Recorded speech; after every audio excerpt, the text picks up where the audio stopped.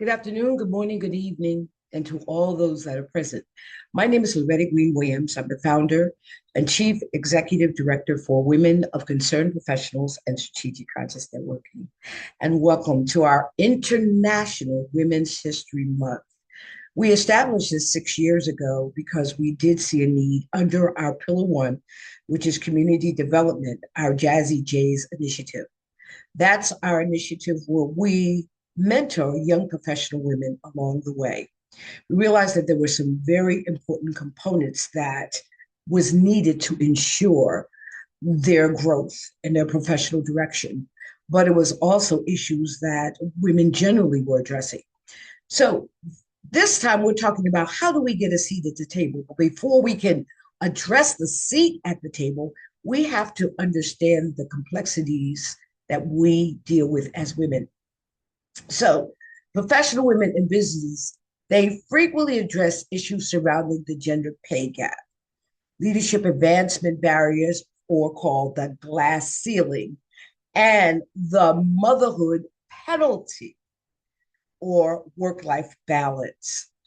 Other significant challenges include navigating gender biases, overcoming imposter syndrome, securing funding for entrepreneurship, and addressing workplace sexual harassment.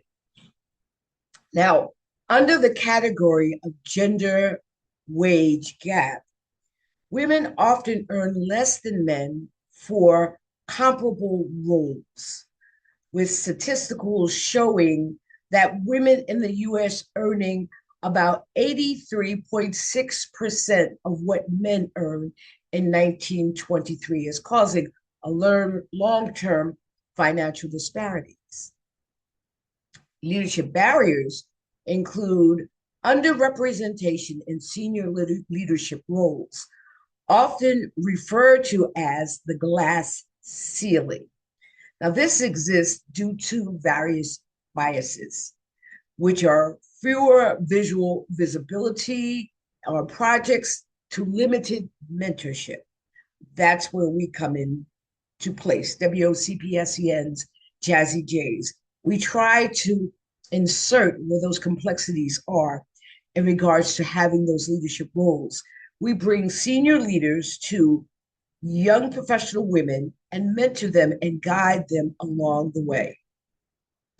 There's also the work-life integration and family care. We know that women often shoulder the primary caregiving responsibilities.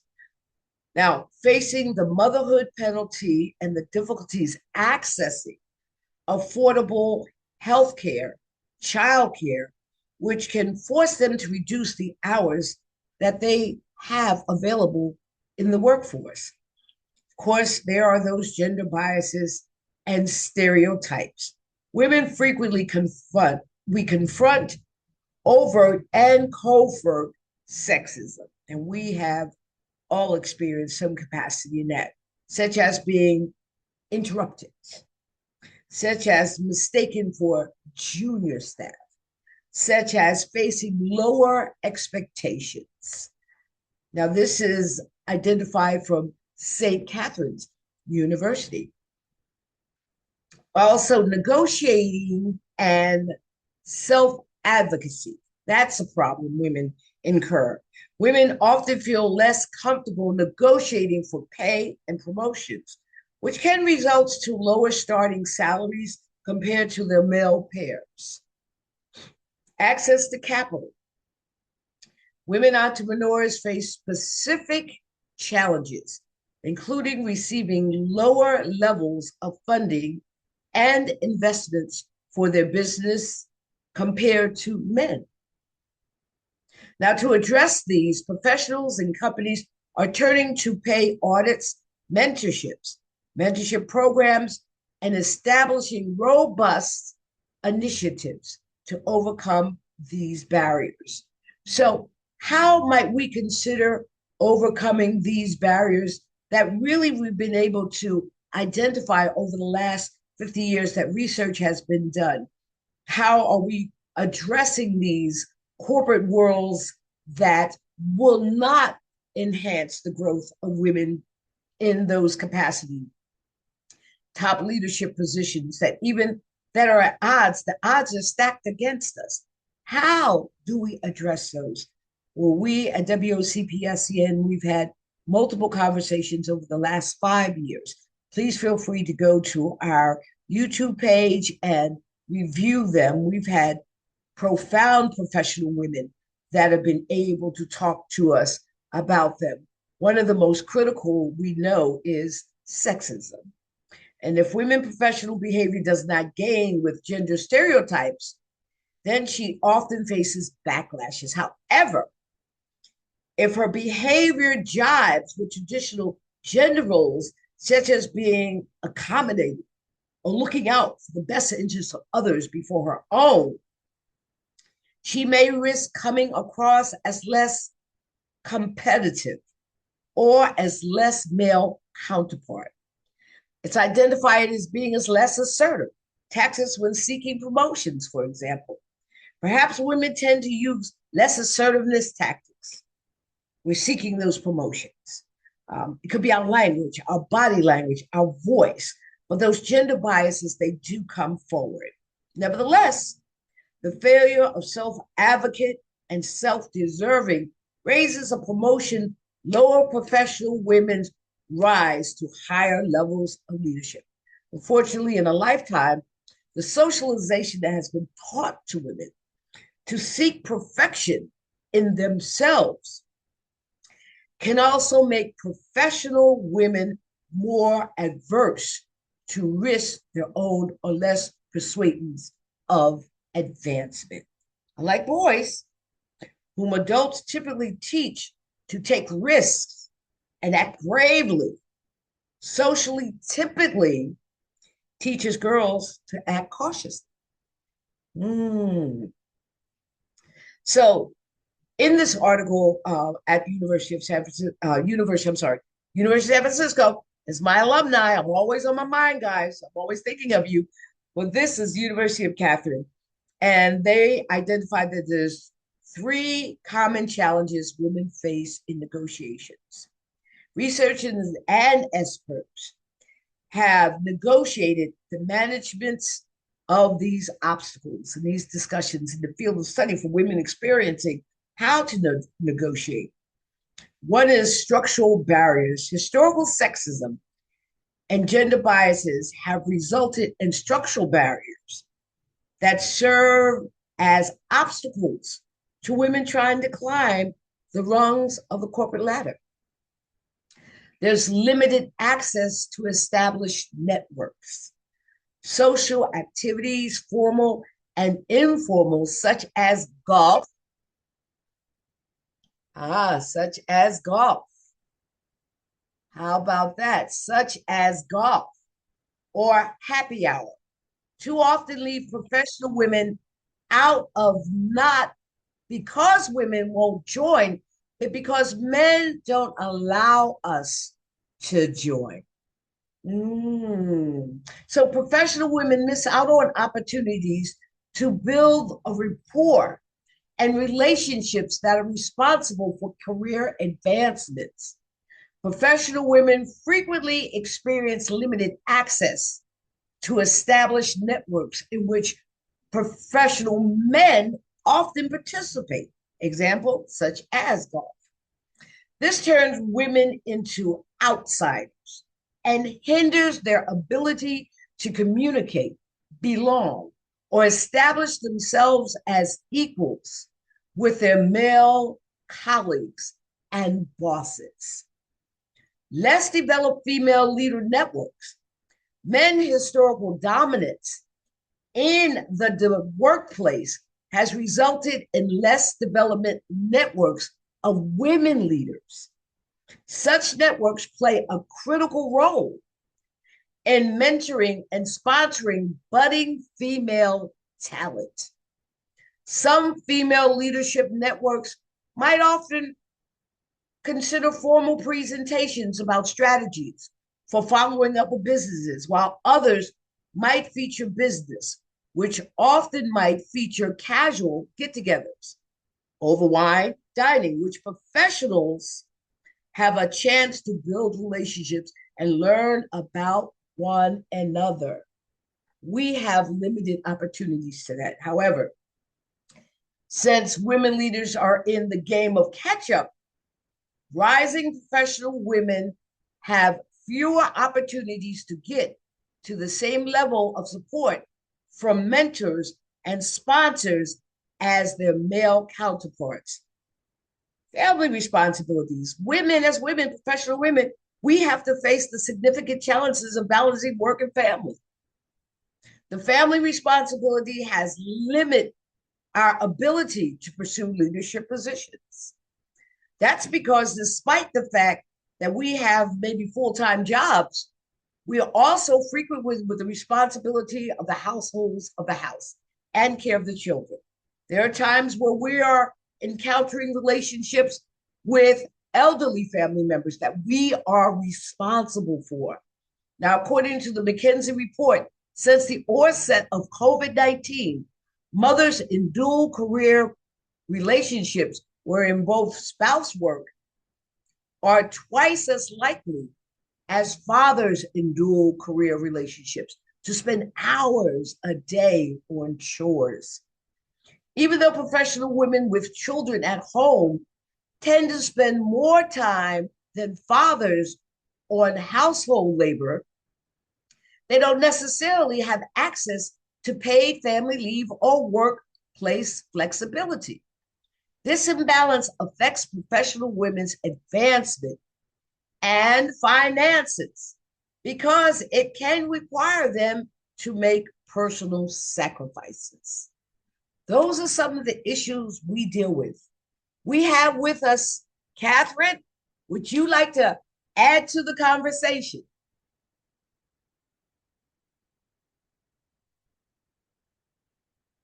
Okay. Well, Catherine, when you're ready, just come on in because there are strategies to address these challenges. We're going to talk about those strategies to address those challenges. There are ways we can address it. And the first thing we're going to look at is female leadership programs. Again, women of concerned professionals and strategic conscious networking. That's what we are. Female leadership programs offer professional women support in communities and allow them to network with each other with familiar and unique challenges that we face that are just personally our own. Such programs give professional women greater insight into issues, and often there are strategies and solutions within those conversations. For instance, a professional woman may lack confidence in her leadership style because it doesn't match the model typical of her organization.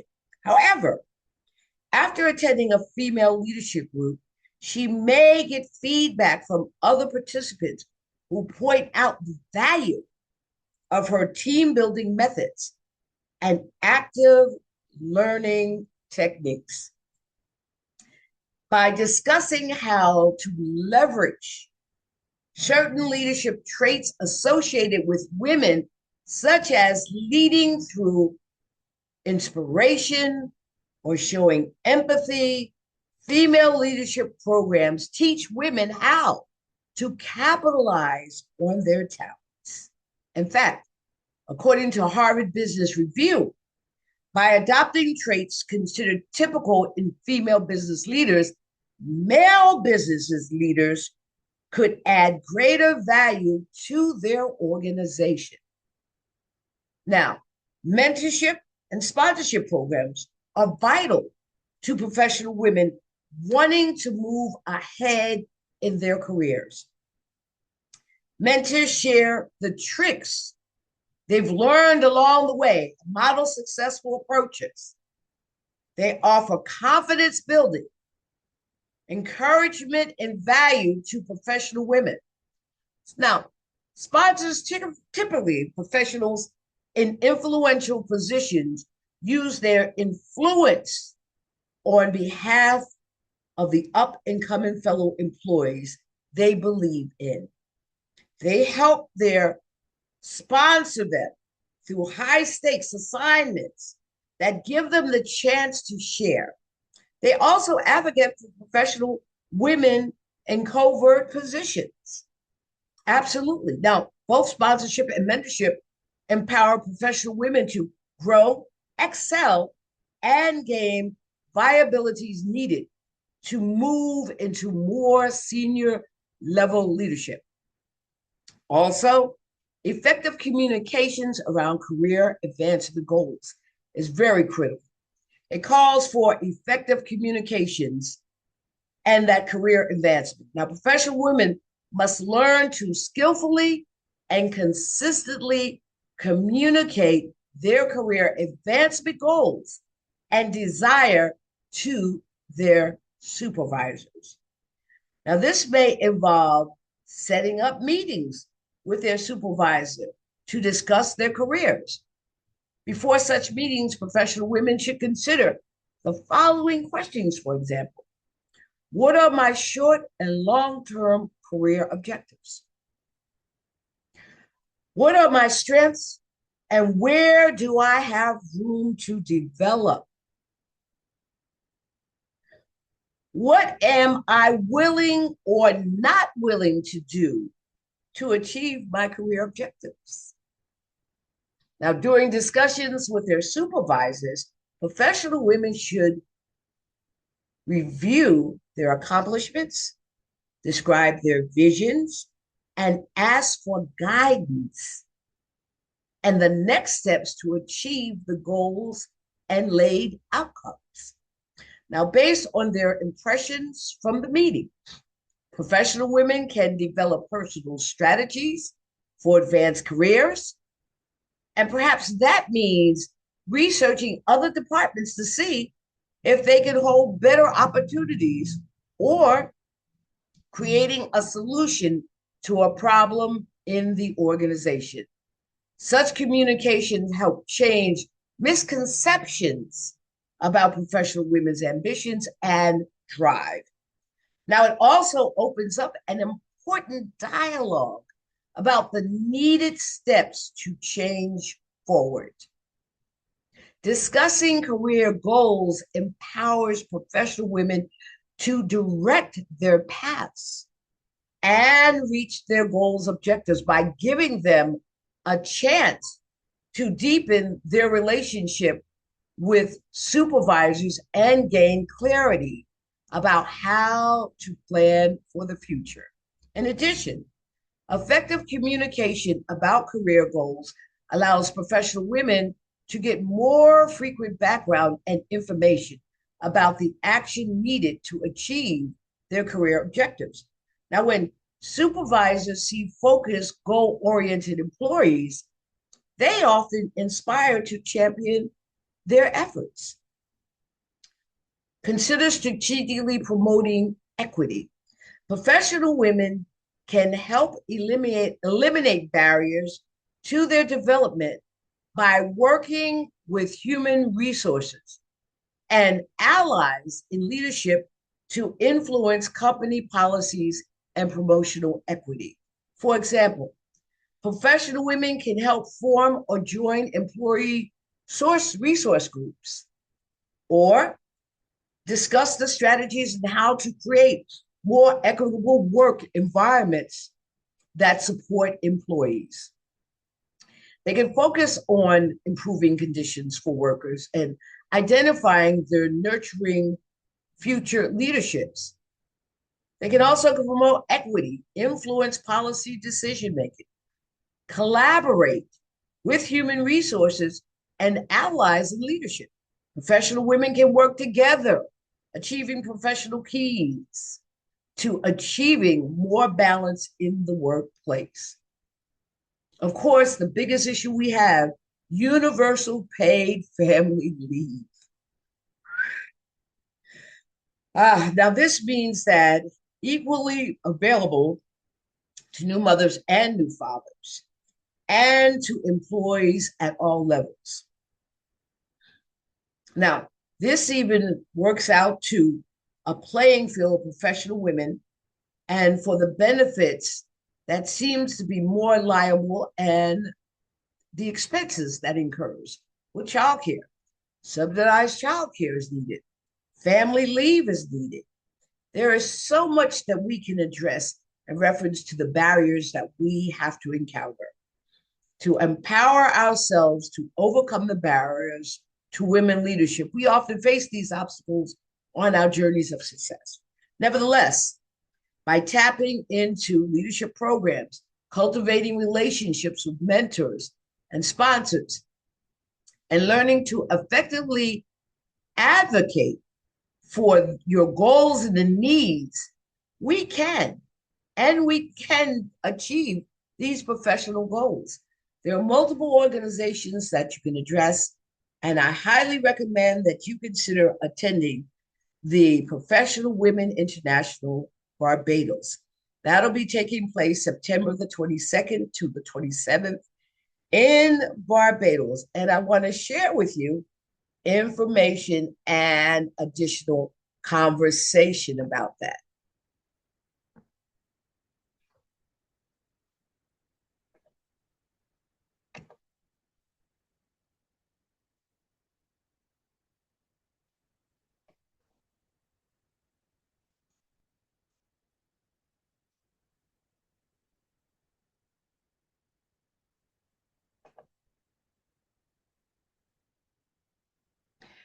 So we're looking at the environmental engineer of immersed leadership. And what we're doing is we've selected Barbados because of the visionary gender equity of having Prime Minister Mia A. Mottley, and also our very dear friend and mentor, Dr. Marcia Brandon. We're really excited that it is a woman-led nation state, and we will be there with them. We are excited about being there and being present with them.